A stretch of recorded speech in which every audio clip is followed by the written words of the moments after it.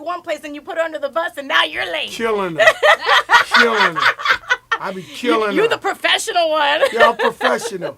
But but this is like, I'm supposed to be on a boat right now with something. You said earlier that Miami is your home. I was going to ask you that because, yeah, you are a New Yorker, you Fat Joe and all that, but, I mean, you've been living here. For 14 years. For years. This is my real home. Yes, it is. It's my home. I'm just wondering. My daughter goes to school here. My mother lives here. My sons live here. We here. Why did you move to Miami? It's just a more chill vibe, right? Chill vibe. I was growing up, in New York. I know every single person on every single corner. So, and I like to talk. So every time I'm going to a meeting, I keep stopping, talking to somebody for half an hour. You can't get anything done. Somebody, how's your cousin? How's your this? How's your brother? How's your this? Before you know it, I can't get nothing done. So I said, yo, let's go to Miami. There we go. And we here. So you all the way up, though, right? We all the way up. We hey! all the way up. Fat Joe! Oh, my God. I'm so excited. I want people to know, even if you all the way down, you can be all the way up. All the way up is an inspiration for you. Whether you work at Toys R Us or Starbucks and you have aspirations and dreams, know that it could come true. All the way up is for you.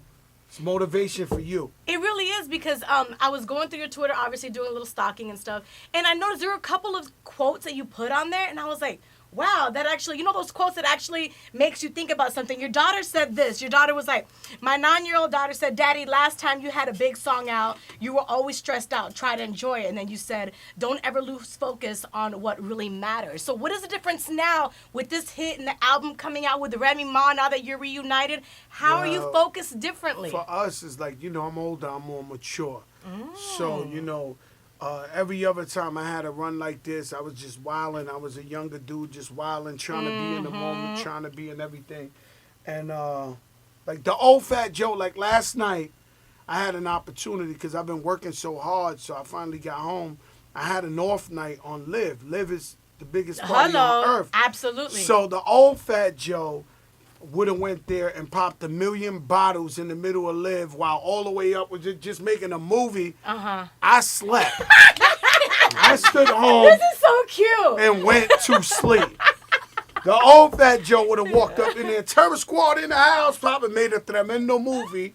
But here, I just said, yo, I'm sleeping, man. You know Turn the phone off. You're focused. You're focused. Yeah. You got your family, your daughter. Yep. You're reunited with your sister. Man, that's exciting, right? Well, there's nothing like Remy. You know what I'm saying? Because I didn't realize Remy comes from the Big Pun family tree.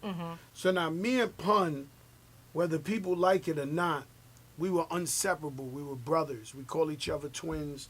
We was with each other night and day. We loved each other like it was a bond you couldn't even understand. And me and Rem fell out.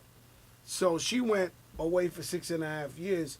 But now that she's back and she's back in the circle, it's almost like Big Pun is with us. Gotcha. Because it's still the same vibe and the same circle. Same DNA. We tell the same stupid jokes. We do the same things. And then it's almost like it's a spirit. It's a magical time of our life, reenacted again. You know what I'm saying? So it's weird. Like the spark is back now. Yeah, but it just feels like there's a certain way you act with 2 of your favorite girlfriends that you would act like with, let's say, us. Like y'all got your own little jokes. Y'all in your own little circle. Well, me and Rem is in the Big Pun circle. So we still telling like washed up jokes from that time, and nobody else will get understand. Nobody get, but we having the time of our life. Like, and Pun would have said, So it's like we having the time of our lives right now. It's crazy. And it's really exciting because from the moment that incident happened with Remy, when she was taken away, and those years that she had to just dwell and look back on life, and she came out. And you were on the top of her list to say, hey, yo, I got to patch it up with my brother. And if it wasn't for that phone call she made, it might not be the way it is now. So how does that make you feel? Well, I can't believe, because I knew a young, crazy Remy Ma. Like a real crazy Remy Ma. Look, she went to jail 6.5 years. Yeah, I read a few things and I got scared. Yeah. She was nuts at one time. You know what I'm saying? Yeah, so, she was on one. But now she came back humble, a businesswoman, a family woman. I can't understand it. Like, no, it's like night and day, and I'm like, wow, like Like she's so different and a businesswoman and focused, and she knows what she wants and she's driven.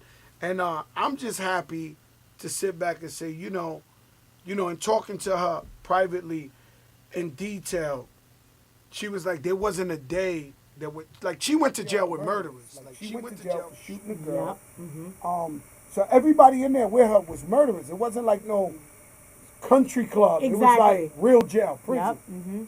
And every day she would hear from one inmate or another, like, yo, you never gonna be ish.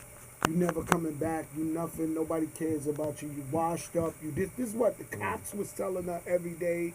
This is what the inmates was telling her. And at a certain point, she was sitting in a cell thinking like, yo, is it over? When I come home, will they even know who I am? It's 6.5 years. That's a long time. It's hard to bounce back. But she was with some evil people that kept like trying to tell her, you washed up, it's over. Mm-hmm. So the fact that she came home, she had one of the most beautifulest marriages. She got an incredible husband. She came back a businesswoman. Now she got the hottest record in the streets. I'm looking at her like, wow. Wow, Like, exactly. yo, I'm like, it's so inspiring. It is, right? And as a woman, like, I mean, it's like a dream come true. So when I sit there, even though I'm hyped, and I look at her, I'm like just so happy for her because I know she got to be like on drugs. Like, she got to be walking around like, wow, like, I didn't think this, and she's lit.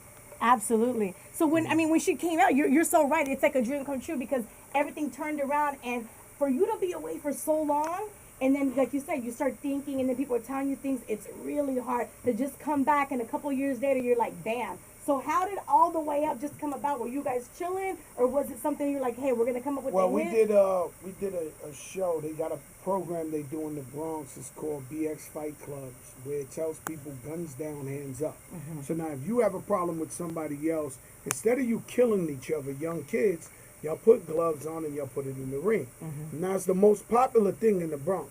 So the guys, Hove, his name is Hove, BX Hove. He said, yo, Joe, could you come perform for the Bronx and everything? I said, not a problem. I'm always about giving back. So with my surprise, I said, yo, Ram, don't tell nobody. Come with me to the BX Fight Club. Let's just kill it. And she was like, oh, all right, because we never performed, in all those years. So when we came out there and we performed and the people just went bananas, and you see like everybody's eyes sparkle and they couldn't believe Rem was with TS and we was all up there. And then when I walked her to her truck, she lowered the window and gave me like the thumbs up. And I was like, wait a minute. I was like, what that means? She was like, yo, it's time. Let's do it. And that was it. I ran back to Miami. Cool and Jay executive produced this album. Love Cool and Dre. So I ran back to Miami. We worked with Kent Jones. We worked with a young producer named Exclusive. We got Illa. We got Street Runner. Pretty much Miami based. And then Infrared came up with All the Way Up. And then he had Havana Fly, this young kid out here who raps too, who's pretty good. Worked with him on that. And the whole album is incredible, man. So when is it dropping? July. You don't have an exact date? No. You're gonna stress us out like that for real? July sometime. I would say in the second week of July, something like that. Well, like your daughter said, you gotta enjoy it this time. You gotta. I'm thinking right now, maybe July 4th would be around that time, because that means everybody I have it be lit out in the street. Having a party, doing this and that. It's gonna be crazy. It is gonna be crazy. So, what other songs do you have on here that you're excited about on the album? Man. Well, who are you working with on that? Well, mind you, the album's so good that I'm the only one that picked All the Way Up. Like Khaled picked another song as a single, Cool and Dre picked another song as a single, and Remy picked another song as a single. And I was like, F that, I'm putting